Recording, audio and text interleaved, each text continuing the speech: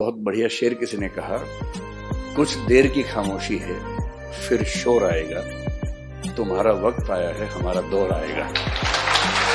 सीढ़ियां उन्हें मुबारक हो जिन्हें छत तक जाना है, आपकी मंजिल आसमान है, रास्ता आपको खुद बनाना है। बेटा जीतने का मजा तभी आता है जब लोग आपकी हार का इंतजार कर रहे हैं।